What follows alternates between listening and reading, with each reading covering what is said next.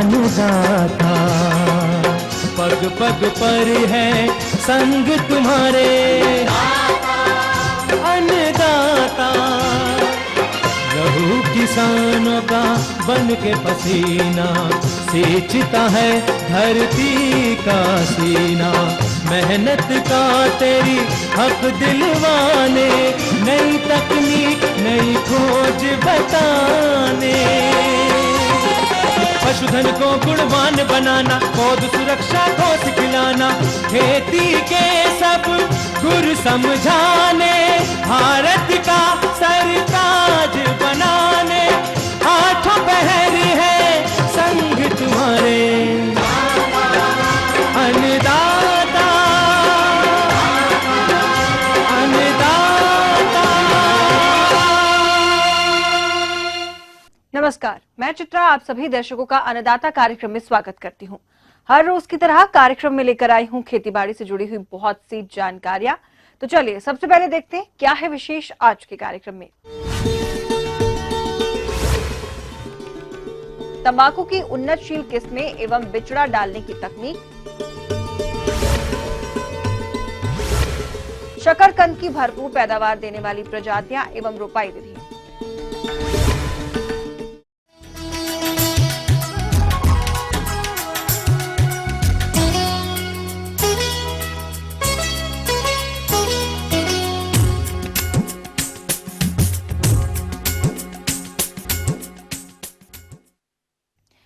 तंबाकू एक नकदी फसल है और बिहार राज्य में इसकी खेती मुख्य रूप से मुजफ्फरपुर, समस्तीपुर और वैशाली जिले में होती है।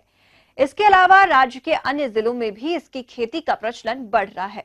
तो जो किसान भाई इसकी खेती करना चाहते हैं उनके लिए अभी इसका बिचड़ा डालने का उपयुक्त समय चल रहा है। लेकिन तंबाकू का स्वस्थ बिचड़ा तैयार करने के लिए कुछ जरूरी बातों जैसे उन्नत प्रजातियों का चयन, बुआई विधि इत्यादि पर भी ध्यान देने की जरूरत है, जहां पर किसान अक्सर चूक जाते हैं। इसीलिए किसान भाई तंबाकू बिचड़ा डालते वक्त कौन कौन से कामों को अमल में लाएं, आइए जानते हैं कृषि विज्ञान केंद्र जिला छपरा के कार्यक्रम समन्वयक डॉक्टर रत्नेश कुमार झा से। ये एक कॉमर्शियल क्रॉप है, आर्थिक लाभ बहुत ज़्यादा देता है। दूसरी बात कि तंबाकू में जितना अवगुण है उससे ज़्यादा इसमें गुण भी है, और इसमें जो निकोटीन पाया जाता है उससे बहुत सारी दवाइयाँ बनती हैं। इसलिए हम लोग इसकी खेती के लिए कहते हैं कि किसान इसकी खेती करें, इसमें अच्छा लाभ मिल सकता है। किसान भाइयों, अपने प्रदेश में खैनी और हुक्का तंबाकू की खेती मुख्य रूप से की जाती है, लेकिन प्रति हेक्टेयर की दर से अगर इसकी उत्पादकता को देखा जाए तो वो काफी कम है। इसलिए तंबाकू की कौन कौन सी उन्नत प्रजातियां हैं जो अच्छा उत्पादन देती हैं, आइए जानते हैं। तो तंबाकू के क्षेत्र में हम जानते हैं कि बिहार बहुत आगे है, और खास करके समस्तीपुर एरिया में बहुत ज़्यादा खेती होती है हम लोगों के यहाँ। और इसमें बहुत सारे प्रभेद हैं, जैसे उसमें DP 401, PT 76, गंडक बहार, वैशाली स्पेशल, लिच्छवी, प्रभा, सोना आदि वैरायटी है। इसमें कुछ वैरायटी ऐसे हैं जिसकी पत्तियां लंबी होती हैं, कुछ प्रभेद ऐसे होते हैं जिसकी पत्तियां छोटी होती हैं, उनका प्रभाव भी कम होता है। उन्नत प्रजातियों के चयन कर लेने मात्र से ही आपको अच्छा उत्पादन नहीं मिलेगा, बल्कि शुरुआती अवस्था से ही इसकी खेती में वैज्ञानिक द्वारा की अनुशंसाओं को अमल लाना होगा। जी हाँ, अगर बिचड़े तैयारी बात करें, किसान यहाँ पर अक्सर चूक जाते हैं, जिससे उन्हें रोपाई हेतु स्वस्थ बिचड़ा नहीं मिलता। अतः आप तंबाकू का बिचड़ा किस प्रकार से डालें, आइए जानते हैं। इसके लिए अभी समय सबसे उपयुक्त माना गया है, और इस समय में हम तंबाकू खेती करते हैं, नर्सरी डालते हैं। नर्सरी डालने के लिए सबसे पहले तो हमें, चूंकि वर्षा का समय है, इसलिए ऐसे समय में गिराते हैं, ऐसे जगह पे गिराते हैं जो स्थान सामान्यतः उपजाऊ हो और ऊंची जगह पे हो। और हम लोग अगर ऊंची जगह नहीं है तो हम लोग क्यारी को ऊंचा करके बना लेते हैं। इसके लिए 1 हेक्टेयर जमीन के लिए 20 मीटर लंबी पट्टी लेते हैं, और 1.2 मीटर का हम लोग चौड़ाई लेते हैं, और 15 सेंटीमीटर उसको मिट्टी को उठा देते हैं, ऊपर कर देते हैं, और वो नर्सरी बनाते हैं ताकि पानी का निकास सही से हो सके। और उसमें फिर हम लोग कंपोस्ट डालते हैं। प्रति 10 स्क्वायर मीटर हम लोग 25 किलोग्राम कंपोस्ट डालते हैं, और 1 किलोग्राम उसमें सरसों की खल्ली डालते हैं और प्रति स्क्वायर 10 स्क्वायर मीटर में हम लोग 1 किलो सिंगल सुपर फॉस्फेट डालना चाहिए। उसके बाद उसमें नर्सरी डालते हैं। नर्सरी डालने के से पहले बीज का उपचार जरूर से करना चाहिए और बीज उपचार खनी, चूँकि जो तंबाकू है, तंबाकू के बीज बहुत छोटे छोटे होते हैं और बहुत हल्के होते हैं, इसलिए बीज की मात्रा बहुत कम लगती है इसमें और ऊपर भाग में ही हम लोग उसको ज़्यादातर डालते हैं। तो डालने से पहले हम लोग ये देखते हैं कि या तो उसको छीटें तो प्रति 10 स्क्वायर मीटर में हमको 5 ग्राम बीज पड़े, उससे ज़्यादा बीज ना पड़े।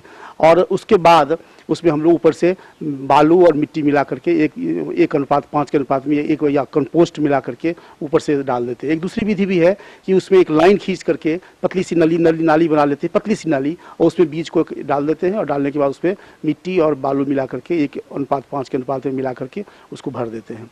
और जब वो जनरेशन होता है, अंकुरण होता है, तो उस अंकुरण के समय में हम लोग क्या बाछना बोलते हैं, जिसको कि मतलब कुछ पेड़ों को जिसकी संख्या ज़्यादा होती है पेड़ों को उखाड़ते हैं। ऐसा नहीं उखाड़ते हैं अगर तो उसमें डैम्पिंग ऑफ बीमारी जिसको कहते हैं, गल का रोग की संभावना ज़्यादा रहती है, क्योंकि ज़्यादा पॉपुलेशन होने से, ज़्यादा प्लांट रहने से, एक छोटे से क्षेत्र में ज़्यादा प्लांट रहने से उसमें नमी ज़्यादा हो जाता है और उसमें क्या कहते हैं गल का बीमारी लगती है, इसलिए उसको बाँचना जरूरी होता है। और उसके बाद पौधे जब तैयार हो जाते हैं, ज़्यादातर हम लोग ये देखते हैं कि पौधे तैयार 6 से 8 सप्ताह का के पौधे जब हो जाते हैं तब हम उनको मुख्य फील्ड में लगाते हैं।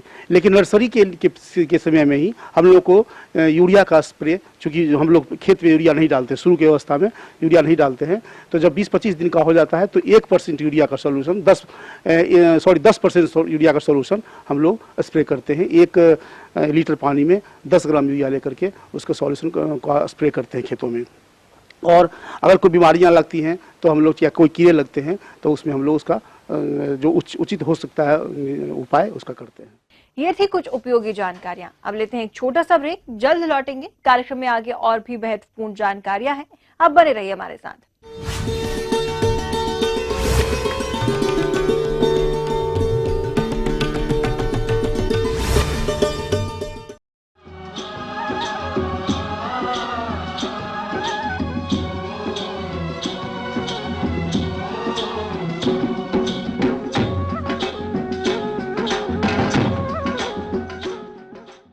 ब्रेक के बाद आप सभी दर्शकों का स्वागत है। चलिए अब रुक करते हैं अगली कड़ी की ओर।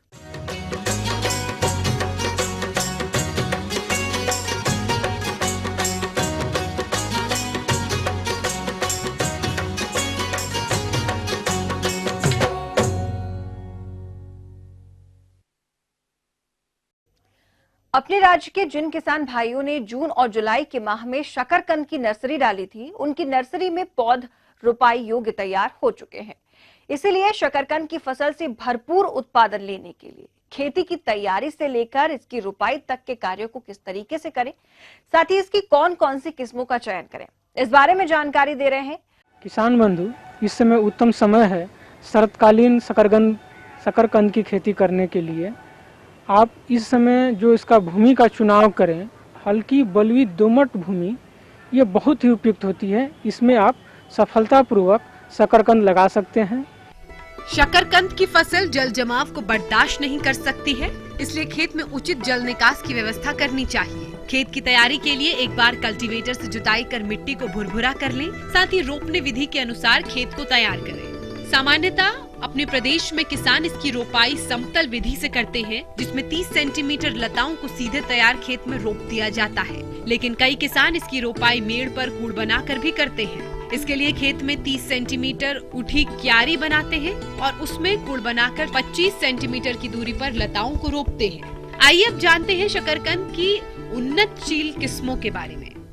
शकरकंद जो अभी शरतकालीन है, इसकी जो उन्नत किस्में हैं, इसमें राजेंद्र शकरकंद 5, राजेंद्र शकरकंद 35, राजेंद्र शकरकंद 43, राजेंद्र शकरकंद 47, काल मेघ और राजेंद्र शकरकंद 52 बहुत ही अच्छा किस्म है।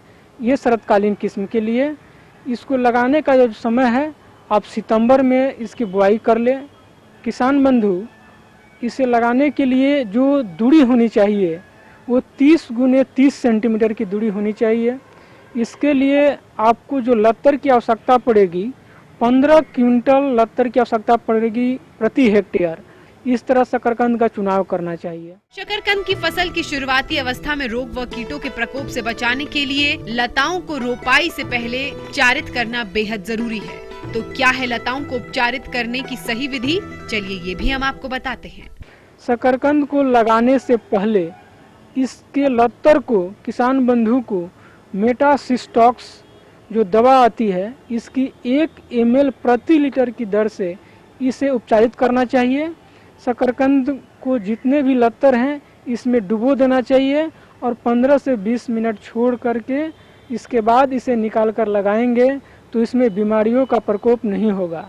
शकरकंद की फसल की अच्छी बढ़वार हो तथा इससे भरपूर उत्पादन मिल सके, इसके लिए इसमें कौन कौन से पोषक तत्वों की पूर्ति कितनी मात्रा में करनी है, आइए जानते हैं। इसमें खाद और उर्वरक का प्रबंध करना आवश्यक है।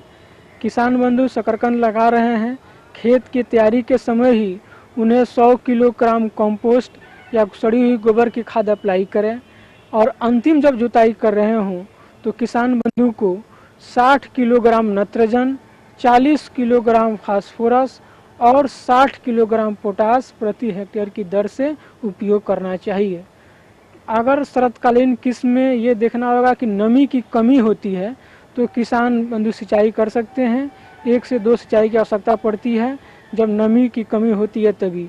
इन बातों को ध्यान दे करके किसान बंधु अगर शकरकंद की खेती करते हैं तो उनकी फसल अच्छी होगी और उनकी मार्केट में इसकी जो प्राइस होगी वो अच्छा मिलेगी।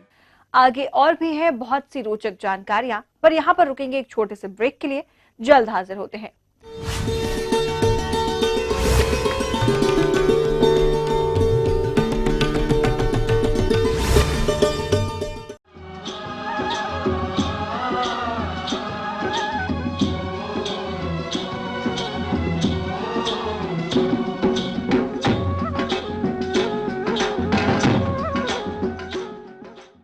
ब्रेक के बाद एक बार फिर आप सभी दर्शकों का अन्नदाता कार्यक्रम में स्वागत है। चलिए बढ़ते हैं अगली प्रस्तुति की ओर।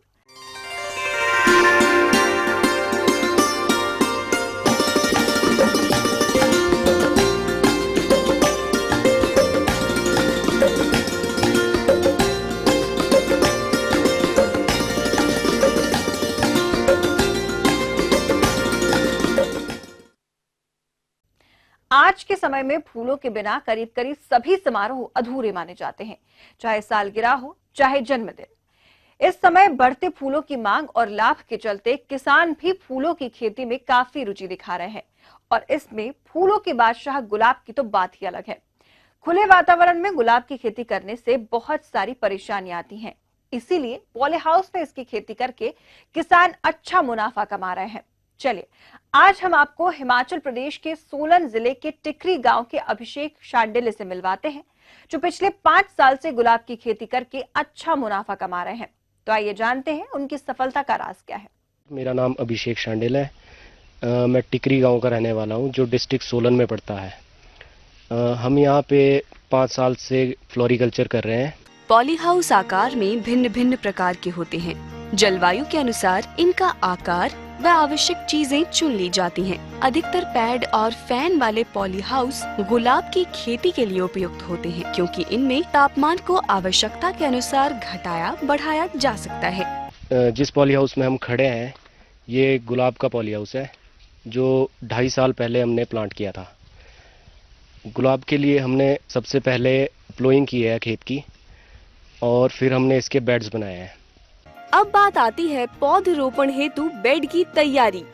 तो बेड की तैयारी के पूर्व मिट्टी को रोग एवं कीट रहित करने के लिए 100 वर्ग मीटर के लिए 7 से 10 लीटर फॉर्मेल्डिहाइड दवा को 100 लीटर पानी की दर से मिलाकर पावर स्प्रे से छिड़काव कर उसे पॉलिथीन शीट से ढककर चारों ओर से दबा दें, जिससे मिट्टी में पड़ी दवाइयों से बनने वाली गैस बाहर न जाए। 3 से 4 दिन बाद पॉलिथीन शीट हटाकर मिट्टी में पानी भर दे तथा 3 से 4 दिन तक लगातार फावड़े की सहायता से पलटते रहना चाहिए। बेड्स की जो विड्थ है वो 60 सेंटीमीटर की है और पाथ भी सेम विड्थ का है। ये वैरायटी ताजमहल है, टॉप सीक्रेट कहते हैं इसे। ये हमने बडेड प्लांट्स लिए हैं जो कि 17 सेंटीमीटर प्लांट टू प्लांट इसका डिस्टेंस है। प्लांट लगाने के बाद हमने इसमें सिंचाई वगैरह की सुविधा रखी है और ड्रिप्स वगैरह दी है इसको। जो भी फर्टिगेशन है वो हम ड्रिप के थ्रू ही इसे प्रोवाइड करवाते हैं पौधे। सबसे पहले हमने इसमें बेसल डोज डाला था, जो बेड पे पहले डाल दिया था, जो कि 12-32-16 सुपर फास्फेट MOP फर्टिलाइजर्स हैं। ये हमने 12-32-16 25 ग्राम पर स्क्वायर मीटर और SSP 35 ग्राम पर स्क्वायर मीटर के हिसाब से इसमें डाला है। ड्रिप इरीगेशन में हम 19-19-19, 13-0-45, 12-61, 0-52-34 और कैल्शियम नाइट्रेट जैसे फर्टिलाइजर्स का यूज़ कर रहे हैं, जो कि हम 2 ग्राम पर स्क्वायर मीटर के हिसाब से इसमें ड्रिप के थ्रू डालते हैं। ये एरिया गुलाब का जो आप देख रहे हैं ये 1300 स्क्वायर मीटर का है और इसमें 11,000 गुलाब के पौधे लगे हैं। गुलाब का पौधा लगने के 10-15 दिन बाद हमने इसमें गुड़ाई की है और फिर इसमें हमने ज़ीरो बेंडिंग की प्रोसेस की है। उसके बाद 5 महीने बाद ये आपकी हार्वेस्टिंग के लिए शुरू हो गया था पौधा। उसके बाद ये स्टिक्स देना चालू कर देता है जो मार्केटेबल होती है। ये फुल ईयर स्टिक्स देता है और फिर जब विंटर्स में हम इसकी प्रूनिंग कर देते हैं ताकि प्लांट को थोड़ा रेस्ट मिले और डोरमेंसी में हम प्लांट को रख पाएँ। इस तरह से गुलाब कम से कम 5-6 साल चलता है। इसमें हमें रेगुलरली डिसबडिंग भी करनी होती है, मतलब जो एक्स्ट्रा शूट्स है उसको रिमूव करना होता है। हम इसमें रेगुलरली डिसबडिंग करते हैं और जो एक्स्ट्रा शूट्स होते हैं उन्हें निकाल देते हैं। डिसबडिंग करने से ये फ़ायदा है कि जो मेन शूट है उसको पूरी ग्रोथ मिलेगी, एक्स्ट्रा वो नहीं रहेगा स्टिक्स में। शूटिंग नहीं करेंगे तो क्वालिटी स्टिक हम प्रोड्यूस नहीं कर पाएंगे। गुलाब हर साल 20 स्टिक्स पर प्लांट देने की गुलाब की कैपेसिटी होती है। जब हमने इसकी कटिंग की तो हम इसके बंच बना के मार्केट में भेजते हैं। एक पौधे में इसमें एक फ्लश में 4 से 5 स्टिक्स निकलती है और इसमें पूरे साल में 5 फ्लश आते हैं, तो मतलब 20 से 25 स्टिक्स हम एक पौधे से इसमें हार्वेस्ट कर सकते हैं। बट जब थोड़ा खिल जाए तो फिर हम इसकी कटिंग कर देते हैं। कट मार के हम इसको सीधा पानी में डाल देते हैं ताकि फूल मुरझाए नहीं। फिर इसके बंच बनाए जाते हैं। बंच इसके 20-20 स्टिक्स के बनते हैं। अभी हमने इसमें से 3 फ्लश ले लिए हैं जिनमें हमने 12-13 स्टिक्स पर प्लांट निकाली है। अभी इसमें 2-2.5 फ्लश और आने बाकी है। इसमें 20 स्टिक्स का एक बंच बनता है जिस पे खर्चा लेबर का और केमिकल्स का फर्टिलाइज़र का जोड़ के 35 रुपये आता है। मार्केट में ये बंच 80 से 85 रुपये के बीच में सेल होता है। इस सीज़न में इसमें खर्चा निकालने के बाद 2.5 से 3 लाख की इनकम हो चुकी है अभी तक और 2 लाख के आसपास अभी इसमें और बचा है अभी हार्वेस्ट करने में। सालाना इसमें 5 लाख के करीब हमें प्रॉफिट होता है।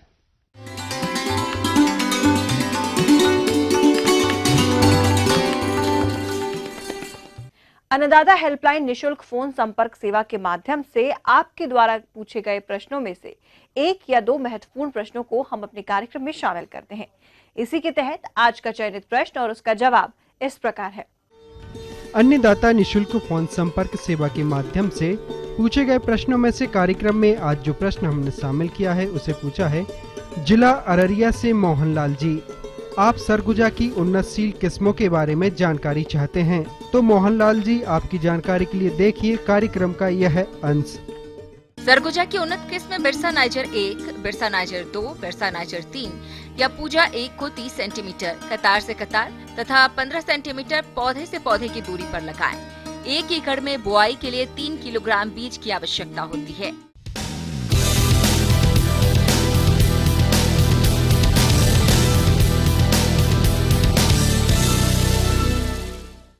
राज्य की विभिन्न मंडियों में कृषि उत्पादों के चढ़ते उतरते बाजार भाव की संक्षिप्त जानकारी इस प्रकार है।